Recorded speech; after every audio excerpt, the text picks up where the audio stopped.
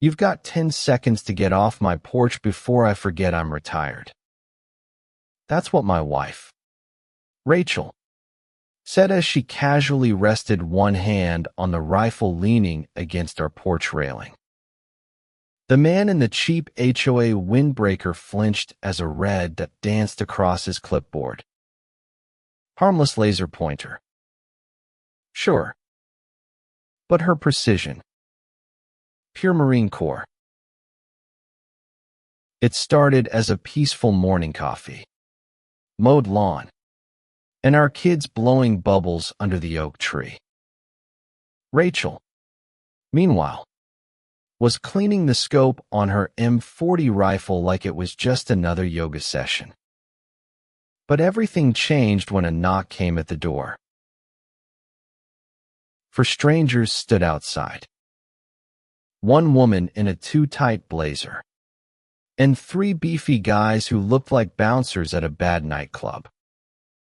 She introduced herself as Deborah from the Sycamore Estates HOA and said there had been a zoning adjustment. According to her, our 5-acre property now fell under their HOA's expanded jurisdiction. I laughed. We're not part of your HOA. Never have been. She smiled like a shark. You are now. And your lawn decor violates our aesthetics code. Your fence is unapproved. And your wife's weaponry is considered a threat to community harmony. Then she handed me a flimsy eviction notice. Before I could respond, Rachel walked up behind me quiet as ever and handed me my phone. Already recording. She said nothing, just stared at Deborah like she was a ticking time bomb. Deborah, for her part, snapped her fingers and the 3 men moved in. Not cops. No badges. Just zip ties on their belts and attitude in their walk. One even pulled out a crowbar. Rachel pointed to the camera above the garage. Take one more step and I'll charge you with trespassing, impersonating officials, and attempted seizure of private land. They hesitated. She held up her phone, switching to another feed, this one from a hidden camera tucked inside a birdhouse. Zoomed right in on Deborah's smug face. Smile for the court, she said. Deborah tried to rip the notice from my hand, but only managed to tear it awkwardly. This won't end well for you, she hissed. It's not a threat, Rachel said, calm as ever. It's a promise. That night, Rachel installed motion sensors along our fence line.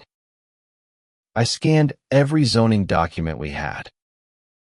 Turns out, our property had been fraudulently reassigned by an entity called the Sycamore Development Council. Sounded official, wasn't? Just a shell company linked to Deborah and her real plan, a massive private sports complex that needed our land at its center. With help from a former Marine buddy turned PI, we dug deeper. The whole thing was a con. Forged documents. Fake board members. HOA money funneled into shell accounts. Rachel didn't get mad. She got tactical. She trained our kids on what to do if strangers came back. She set up a live feed camera system that would instantly stream to media, lawyers, and veterans groups. And then we waited. When they returned, it was like a bad movie. 2 black SUVs, 7 men in fake uniforms, and Deborah stepping out like she was royalty. One guy had a body cam, another a crowbar, and they came to seize our property for the community. Rachel stood up from her rocking chair with her coffee in hand and clicked a remote. Suddenly, a recorded voice blasted from hidden speakers warning them of trespassing laws. And then splat. Motion-triggered paintball turrets sprayed them with neon orange and blue. They panicked, slipped on wet grass. Deborah screamed, claiming assault. But Rachel didn't even flinch.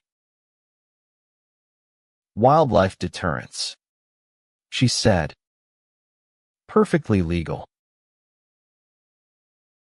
Then I stepped forward with the real documents, county records, our deed, and a formal complaint filed with the sheriff.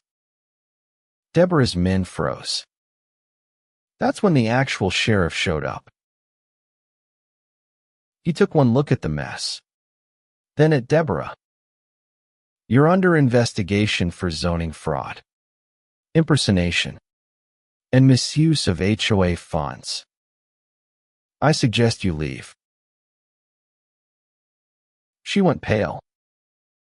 Her entourage scattered. The next few weeks were chaos. Local news ran the story. Residents were furious. HOA members resigned. Investigators uncovered $60,000 embezzled for the land grab. Deborah was arrested, charged with fraud and unlawful seizure. Rachel didn't celebrate. She just kept working. She installed more cameras, helped neighbors understand their rights, and even built a small training range on the edge of our land. Called it the line. By summer's end, our land was officially confirmed as private and untouchable. The county issued a formal statement correcting the fraudulent zoning. Rachel became a quiet hero. Veterans asked her to speak. Neighbors brought over documents asking for her advice. One even asked her to help install his home camera system. She did it with a nod and no fuss. We never wanted to fight, but we weren't going to be bullied off our own land. And thanks to my wife, the sniper instructor, in a flannel shirt, we didn't just defend our home. We exposed a system. So if someone ever tells you the HOA has authority over your property, double-check that paperwork. And if you're lucky, maybe you've got a Rachel too. What do you think? Have you ever dealt with a power-hungry HOA? Drop your story in the comments. I want to hear your take on this kind of neighborhood drama.